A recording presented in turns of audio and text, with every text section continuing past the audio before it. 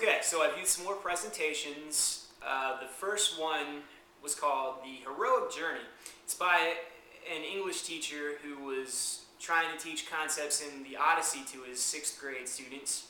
And he did so by having them create their own journey online using Google Earth and Google Maps.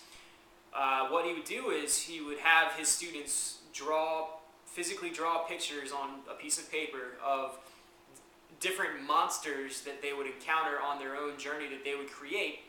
They would go into Google Earth, they would pinpoint different locations all around the globe, and on each pinpoint they would upload the picture that they drew on paper. They would scan it or take a picture of it and upload it and associate it to that pinpoint, and then write a description about it saying, for instance, I was in this location, I came across this monster, this is how I was feeling, I can't wait to get home. So basically it's kind of modeling the story of the Odyssey. And it takes them through a bunch of different locations all around the world, and it shows the path that they follow. And each pinpoint has one of these pictures linked with this description of how they were feeling and how they can't wait to get home and all this different stuff that they would have been feeling. So I thought it was a very creative way to introduce what could be a very complex work to 6th graders. The Odyssey, obviously, the language used in it is very difficult even for high school and college students. So to expect a 6th grader to be able to read that and get it, it's a bit much. But the way that the activities he used to get at that information that's within the Odyssey, I thought it was a very, very, very good and interesting way to do that. And I'm a big fan of Google Earth anyway. We played around with it in class for a workshop, and I used it in some of my student teaching. And Google Earth is something that for social studies, I feel like it's very, very useful in terms of putting a face with a name, so to speak. So, kids read about a place in their textbook, and maybe there's a map of it, and they have other maps that show where that map is relative to other things in their textbook. But with Google Earth, you can zoom in, you can zoom out, you can pinpoint where you are, show how far away that place is, and zoom in, show the different geographic features of it. It's just such a great tool for teaching concepts in social studies and geography, and showing different routes that people took and armies took, and I love Google Earth.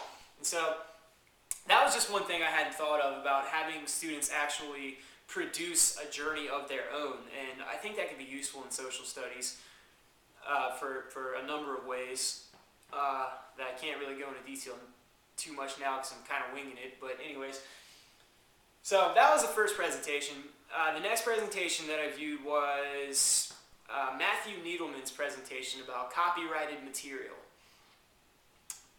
Matthew Needleman comes off as a self-righteous jerk in his presentation. I'm sorry, but he really does. He starts out by saying how he made this website that compiles his teaching materials that he created, and how it didn't cost him any money to produce these materials, but it required him a lot of time and effort. And so on his website, he started using advertisers to generate some revenue for himself. And some other school districts, took some of the material from his website and put it on one of their own websites. And he was angry by this because this meant fewer advertising dollars that he was going to see, because people that would have been going to his site to view these materials could go to this other site that didn't have the same advertising he did.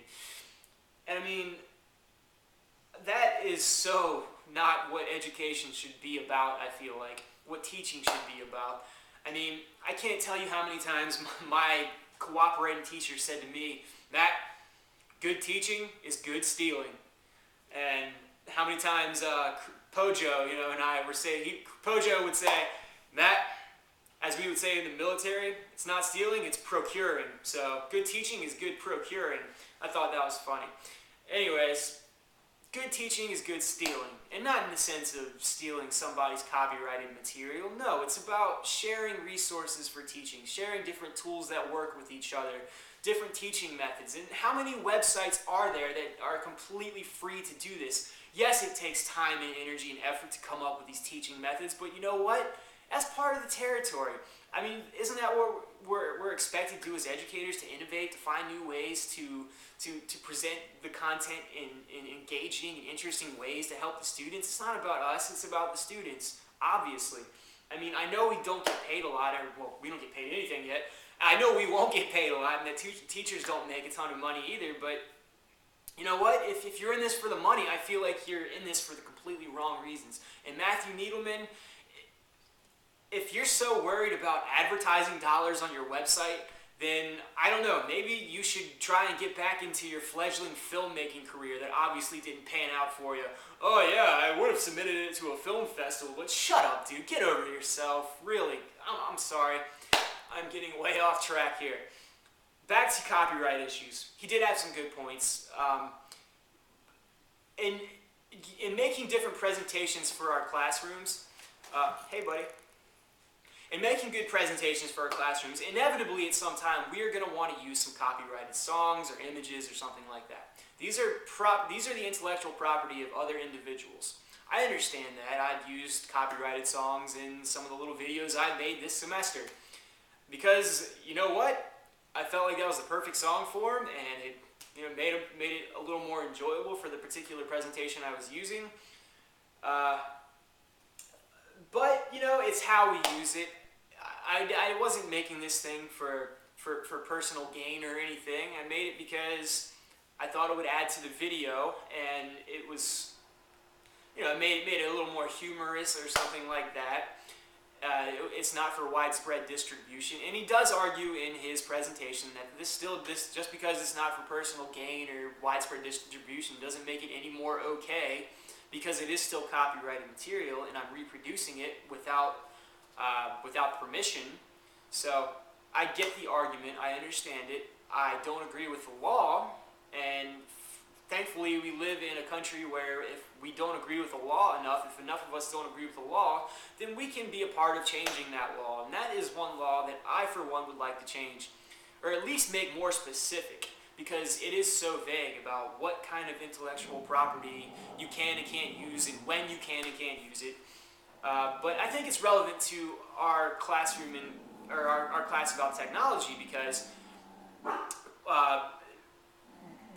we're attempting to use so many different technologies that inevitably at some point we are going to come across some sort of copyrighted material that we're going to want to use. And knowing whether it's appropriate to use it or not is a good thing, a good way to cover our butts. And it's just, it's interesting because he did make the point that in not using copyrighted material in our own presentations that we make, it's like modeling good behavior for the students. Ultimately we always want to model good behavior for students, because we're not trying to make a society of miscreants or anything like that. No, we're in this because we want to make our society better. We want to have that beneficial social reproductive function. And sure, modeling good copyright behavior is a part of that.